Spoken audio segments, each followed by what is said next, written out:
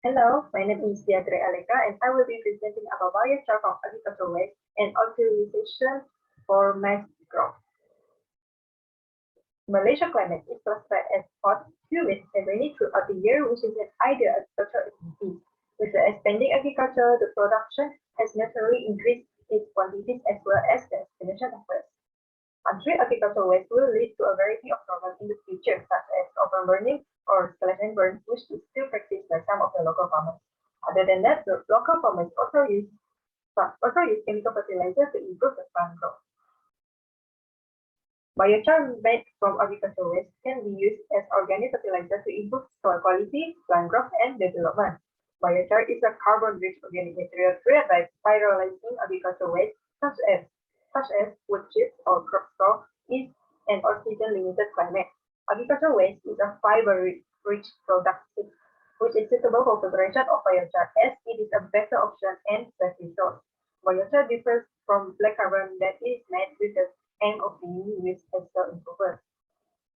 Agricultural waste are something that cannot be used from the agricultural byproducts such as corn cobs and rice straw. Biochar, which is an organic fertilizer that can improve crop development. Plants grow through soil improvement by balancing soil organic, iron exchange potential, pH, and water holding capacity. Compost is a mass-derived agricultural residue that remains attached at the ear of the canal growth.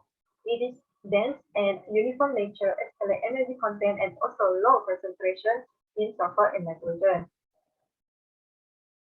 Rice straw is the stalk of the rice plant that is left on the field as a waste product after the rice grain has been harvested. Rice straw is usually very bulky and dry, but it may be wet during the rainy season. Local use chemical fertilizer in agriculture to aid in growing crop yields.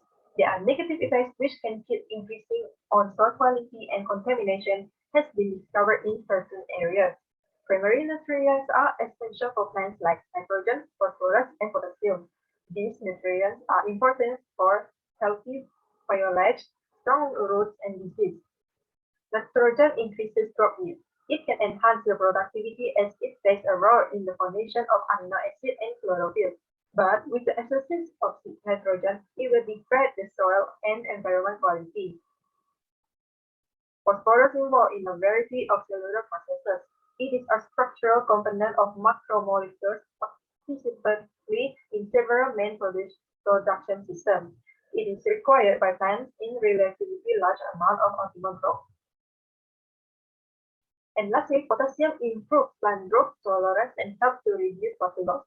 It is essential in seed germination and affects enzyme activation in the production of organic compounds, protein, starch, synthesis, and more. Maize has a wide range of purposes, including livestock feed, human food, biofuel, and a raw material in industry. Maize has a high density and with excessive nitrogen fertilizer that will result in unruly canopy and poor straw, which would cause frequently raised logging threats. Ethanol is an aqueous compound that dissolves to ethylene, a pyrrole that regulates or affects several factors of plant production and growth. Ethanol is used to thicken and shorten internuts, eliminating stock logging and increasing maize yield.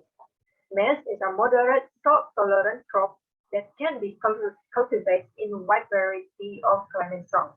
When, when there are too much salt, it may lower the osmotic ability of the soil, which prevents root water absorption and slowing plant growth. It can also affect a variety of metabolic processes such as photosynthesis, respiration, and protein and lipid metabolism. Chlorophyll content is an important measure of its photosynthesis and its growth condition. It is to enhance the absorption of light and photosynthesis in ratios to improve its long-term evolutionary growth and survival. For example, magnesium supplementation enhances chlorophyll A, chlorophyll B, total chlorophyll A in maize straw. As we all know, local farmers have been searching for methods to plant growth development than using chemical fertilizer to improve the quality of the crops. With the excess With the excessive use of chemical fertilizer, it would change the soil condition and the quality of the crops rapidly. Besides that, chemical fertilizers are highly insoluble in water, so they leach into the groundwater and do not support the plant entirely. And so the objective of the proposal is to investigate the effect of biochar for plant growth development. It is also to evaluate the soil properties with agricultural waste, as well as to compare the effect of biochar and chemical fertilizer used by locals. The trial will be consisting of 5 treatments followed by 3 times WZ. For biochars will be mixed with 2,000 grams of dry soil with at 5 different application rates respectively. The soil will be transferred to plastic pots. 7 mesh strips will be panned within 3 cm deep per pot and left it around for 15 days. Choose only 4 most suitable sprouts to continue the rest of analysis. Observe the plants weekly for 8 weeks. At the end of the 8 weeks, harvest the plants and observe the fresh and dry weight for each treatment. Dry the fresh shoots for 48 hours at 75 in an oven. To ensure the plant dry thoroughly, observe the weight sample at every 3 hours until a stable weight is achieved. Observe the plant on soil pH, soil enzyme activity, and chlorophyll content. In conclusion, the expected outcome for the proposal is that to broaden the understanding used for biochar and reduce the using of chemical fertilizers that are harmful to plants if being used excessively.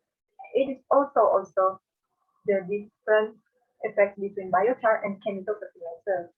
So biochar is an eco-friendly to soil properties and it can enhance or retrieve back the soil condition from chemical pollution with the soil.